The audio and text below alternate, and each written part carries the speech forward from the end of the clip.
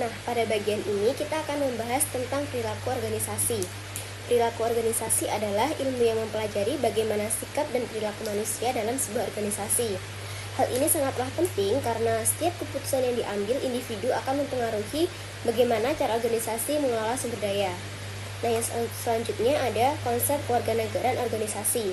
Kewarganegaraan organisasi adalah sikap sukarela seseorang untuk memberikan kontribusi lebih dari yang diwajibkan. Contohnya seperti membantu rekan kerja, bersedia melakukan tugas tambahan, dan juga mencari cara untuk meningkatkan kinerja.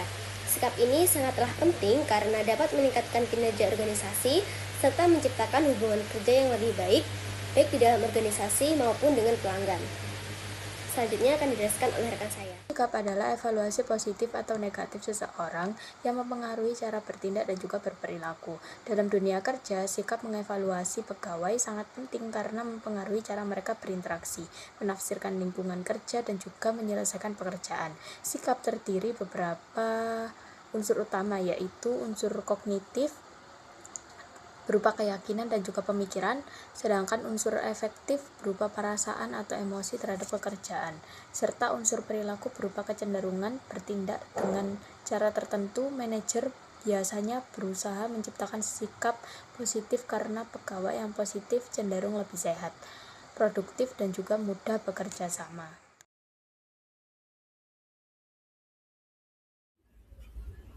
Kemudian yaitu ada persepsi. Persepsi itu adalah cara kita memahami lingkungan yang ada di sekitar kita dengan memilih, mengatur, dan mengartikan informasi yang masuk.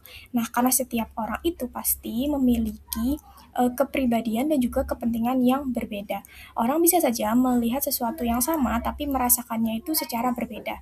Contohnya misalnya salah satu orang pertama ini mendapatkan tugas yang menurut dia itu sangat menantang atau challenging, sedangkan yang lainnya beranggapan tugas yang mereka dapat atau mereka miliki itu justru buang-buang waktu atau biasa aja, tidak menantang seperti pada yang terjadi pada orang pertama. Nah, kemudian ada yang namanya selektivitas perseptual atau proses menyaring, di mana kita sadari kita itu tidak bisa atau tidak mungkin ya menyerap semua informasi di dunia ini itu secara sekaligus. Oleh karena itu kita membutuhkan yang namanya seleksi.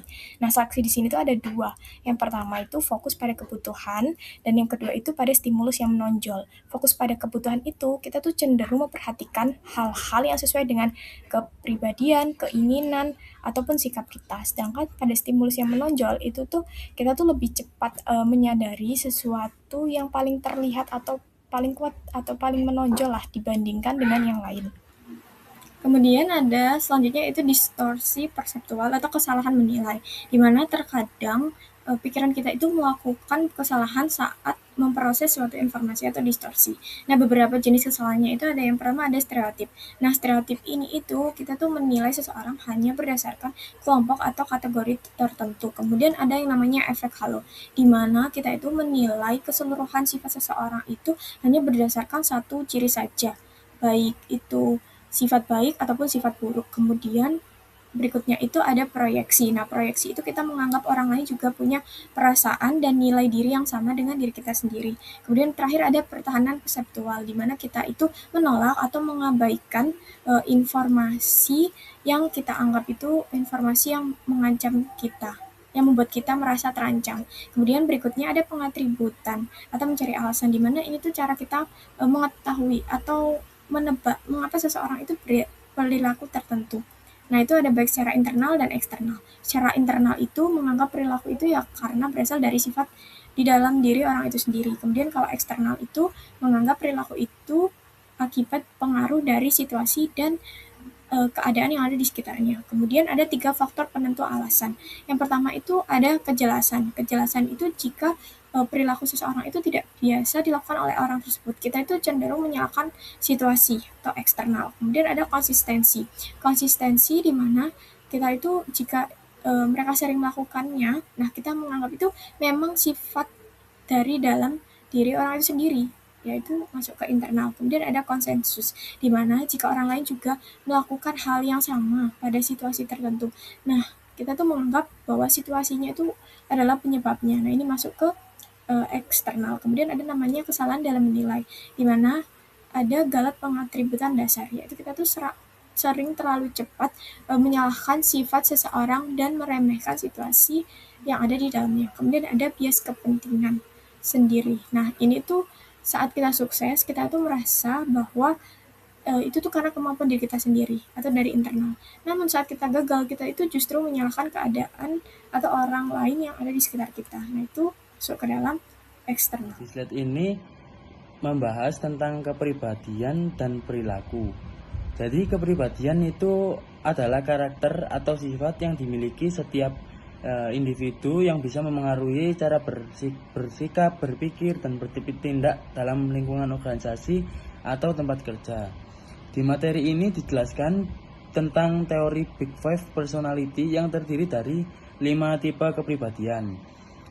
Yang pertama ada extrovert, yaitu orang yang aktif dan mudah berinteraksi dengan orang lain. Kedua, keramahan, yaitu sikap mudah bekerja sama dengan dan menghargai orang lain. Yang ketiga, kehati-hatian yang berhubungan dengan disiplin dan tanggung jawab.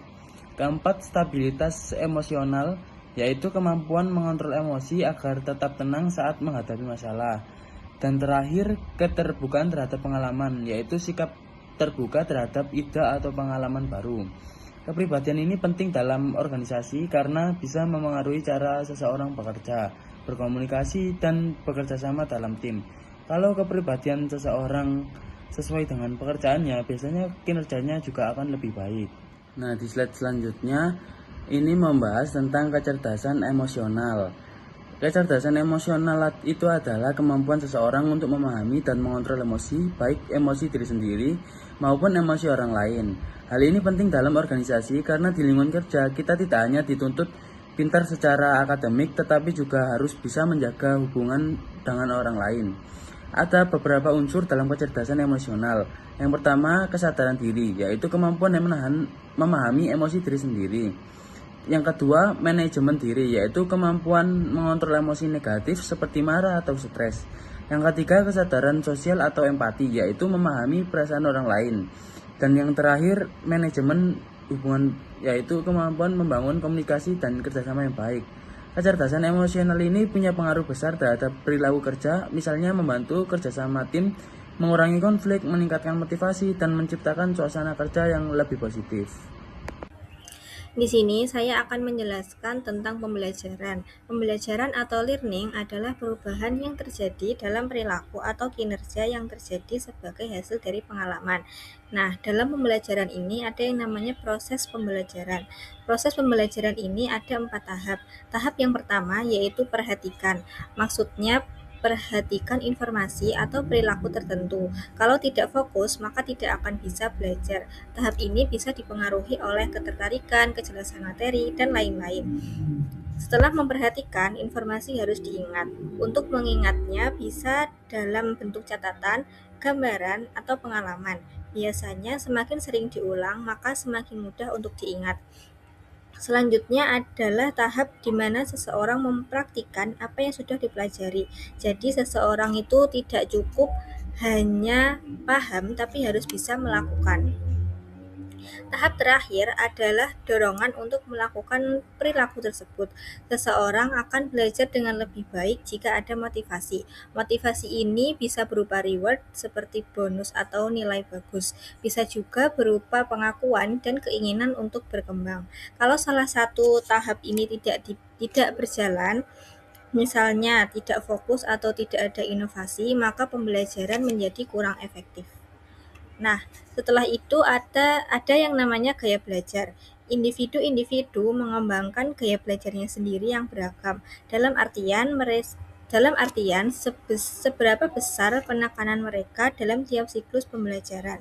Perbedaan ini terjadi karena proses pembelajaran diarahkan oleh kebutuhan dan tujuan pribadi.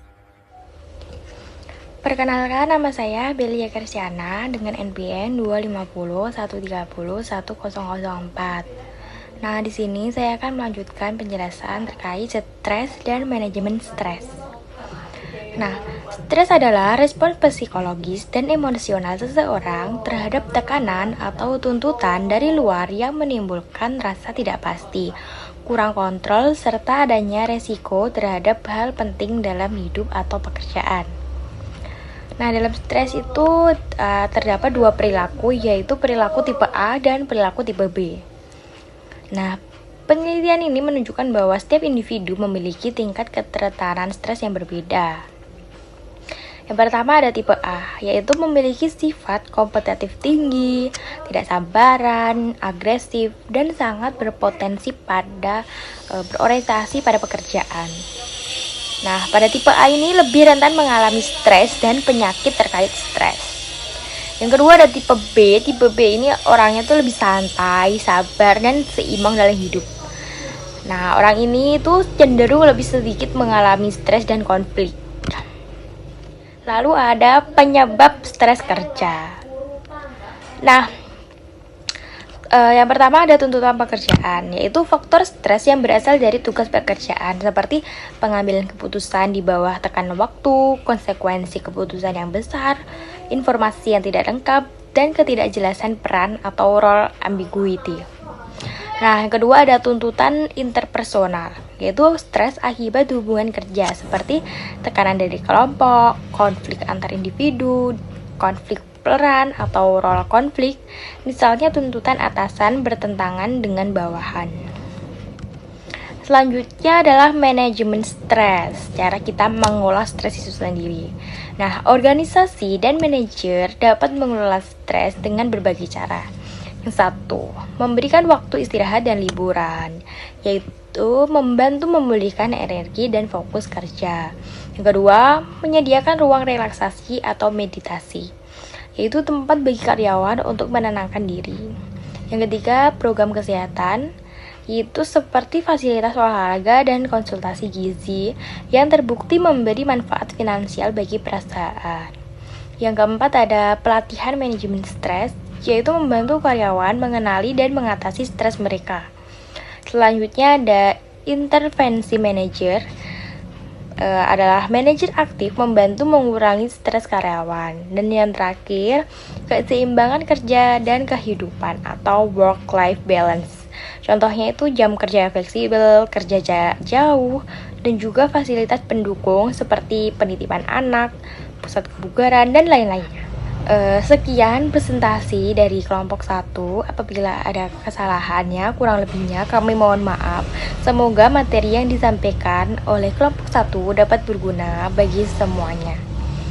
Terima kasih. Wassalamualaikum warahmatullahi wabarakatuh.